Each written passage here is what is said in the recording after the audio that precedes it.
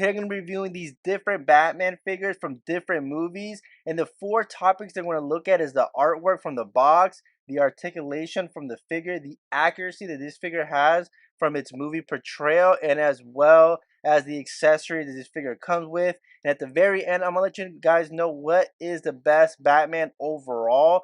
So the only exclusion is the Dark Knight Batman as far as accessory, because this one is the only Build-A-Figure wave. But besides that, we're not going to count that as accessory, but we're going to count everything else that this figure comes with. So we're going to go ahead and look at all these Batmans.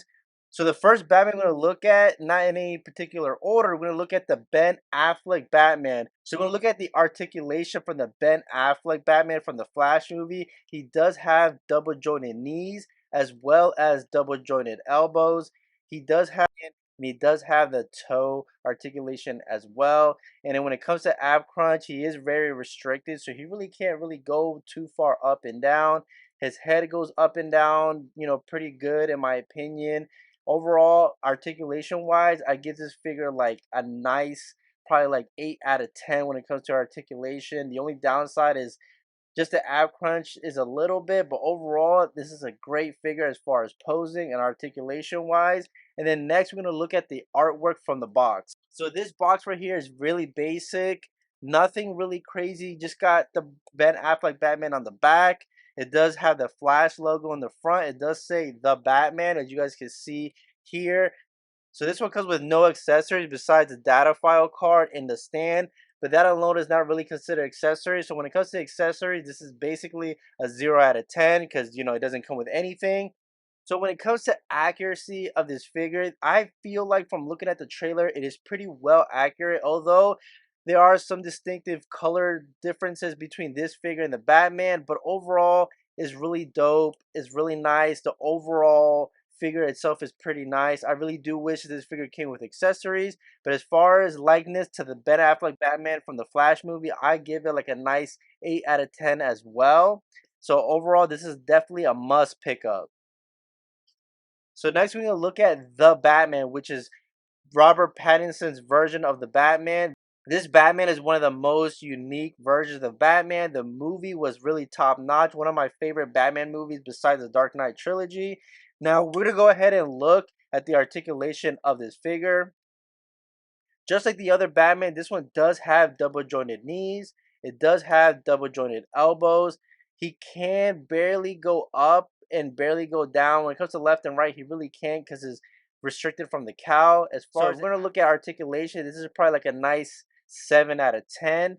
Overall, great figure, and it does have some posing possibilities. So we're going to go ahead and look at the box to give you guys further detail on this figure. The box has a basic look of Robert Pattinson's Batman using the grappling gun. Really nothing too crazy. It says DC Multiverse, the Batman. The only accessory it comes with is a grappling gun, which is okay. But overall, it would have been nice if it came with at least one hand. So now that we're done looking at the box, let's go ahead and talk about the accessories. So this figure comes with only one accessory, which is the grappling gun. Overall, it's okay, but it would have been nice if it came with one hand to switch out that grappling gun hand because it looks like it's like a slap hand. If you could change this for at least a fist, that would have made this figure so much better. But when it comes to accessories, we're just going to give him, I don't even know because it only has as a grappling gun. We're going to give him probably like a 5 out of 10 because at least he came with something.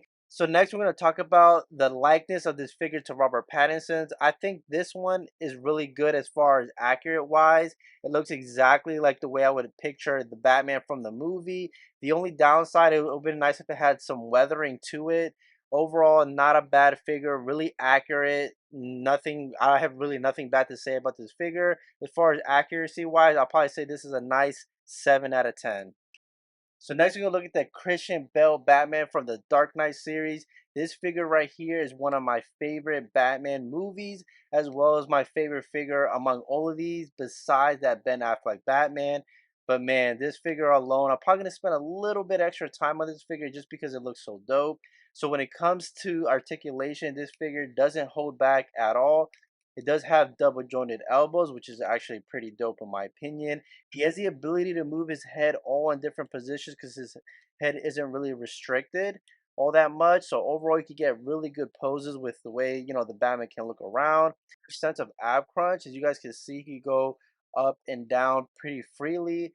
His legs go also up and down just a little bit snug because of like that diaper look that he has down here on the waist.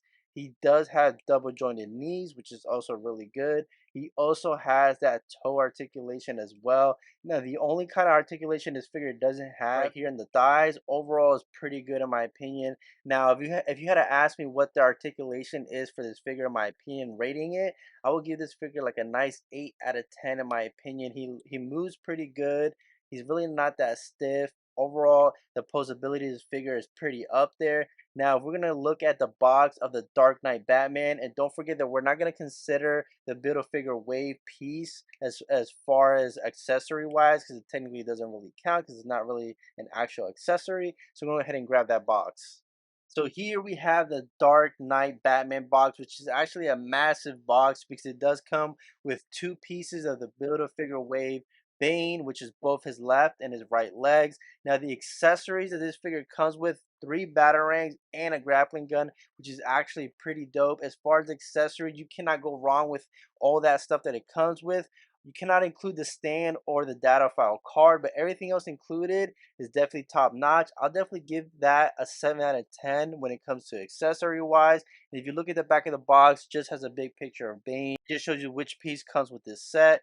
Overall, a decent box, nothing really crazy. The DC Multiverse figures, you really can't display them like in the box really because the boxes aren't really that cool looking, at least not from the side or not even from the front.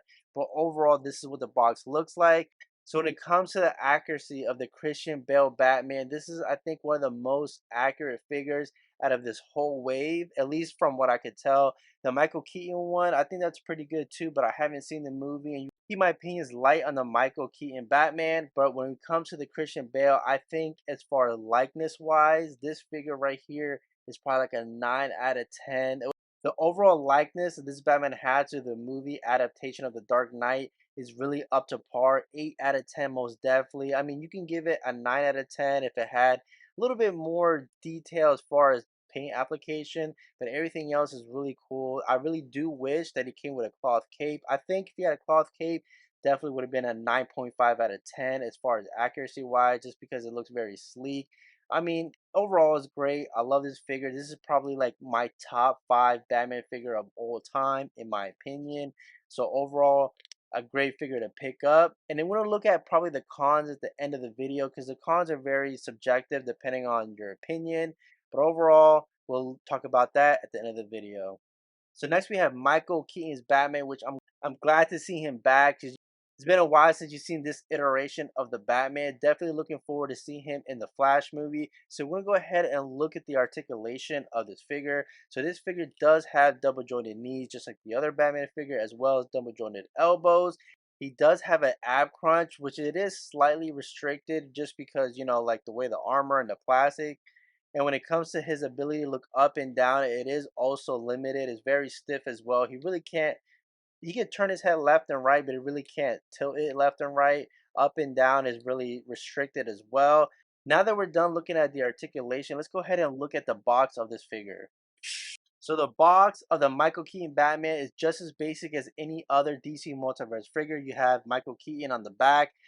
On the front, it says DC Multiverse, the Flash logo, and it says the Batman. Overall, nothing too crazy in my opinion. But when it comes to the accessories, I really want to say this figure is probably the best out of all of them when it comes to accessories. He does come with two different hands, which the other ones don't come with interchangeable hands.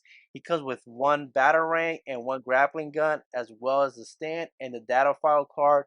Even though I'm not considering those accessories, this comes with a lot of accessories. Definitely a bang for your buck, in my opinion. When it comes to accessories, I really want to say this is like a nice 9 out of 10, just because it comes with interchangeable hands, the batarang, and the grappling gun. So next, we're gonna look at the likeness from the portrayal of the Batman from the Flash movie. I think this is pretty accurate from what I've seen. It is very basic, all black, very sleek looking. I don't have the unmasked version. I don't think that one really looks all that accurate to Michael Keaton in my opinion, but I haven't seen it in person, so I'm not really too sure. And of course, this one does have a nice sleek black cloth cape, which adds nice detail to the figure in my opinion. This figure really has no cons in my opinion other than maybe being slightly limited in articulation. But as far as posing, likeness, and accessories, this figure overall I think is just like a nice 8.5 out of 10 in my opinion.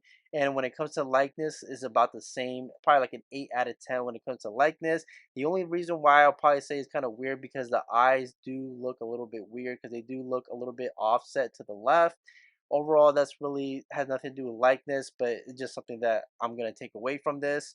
But overall, all these Batman figures are great in my opinion. So when it comes to flaws, the Ben Affleck Batman, as far as figure wise, doesn't have any flaws, but lacks accessories because it doesn't come with anything. The Batman figure comes with one accessory. It would have been nice if it had one interchangeable hands, and then the fins on the gauntlet are very soft rubber and does feel like it's gonna rip. And it would really been nice if it had a cloth cape due to the cow having that weird restriction that goes around the cow on the neck area. When it comes to the Christian Bale Batman, this one by far is one of my favorite Batmans. Little to no complaints at all. The only thing I would probably say that if it came with a little bit more accessory, but it is a Build-A-Figure wave. When it comes to accessories, we're gonna forgive him just a little bit because obviously the amount of plastic from the Build-A-Figure wave is gonna take away from accessories. So he gets like, a decent rating for that. When it comes to the Michael Keaton Batman, I don't really have any cons, honestly. It comes with a good amount of accessories, interchangeable hands, the batarang, the grappling gun. Overall, is just a nice figure in my opinion. Now, when it comes to the overall favorite that I would say out of all these four, I would definitely pick between the Christian Bale and the Ben Affleck Batman, just because I like the Ben Affleck Batman in both figure wise and movie adaptation, as well as the Christian Bale one. If I had to pick one Batman, just one out of like the favorite that I have, I'll definitely go with the Dark Knight right here. He's definitely the best figure overall, the best iteration of the Batman altogether. I definitely think this is a nice pickup. I think because he's a Build-A-Figure wave, he's a little bit more expensive than the other figures.